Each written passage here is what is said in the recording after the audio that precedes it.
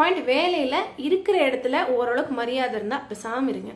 அதிக சம்பளம் கிடைக்குது, வெளியூர் வெளிநாடு போகிறேன், வெளிநாடு போனேன்னா அப்படி ஆயிரும் இப்படி ஆயிரும், அது பனிஷ்மெண்ட் தான். அங்கே போனால் துபாயில் போய் கஷ்டப்படுவாங்கன்னு சொல்லுவாங்களே, அந்த துபாய் பாவங்கள்லாம் போடுவாங்களே, அந்த மாதிரி ஆகிடும். கேர்ஃபுல்லாக, நான் வந்து சிரிப்புக்கெல்லாம் சொல்லலை, ரொம்ப நிதானமாக யோசிச்சு உள்ளதை தான் சொல்கிறேன். அதனால் ரொம்ப காஷனாக இருங்க.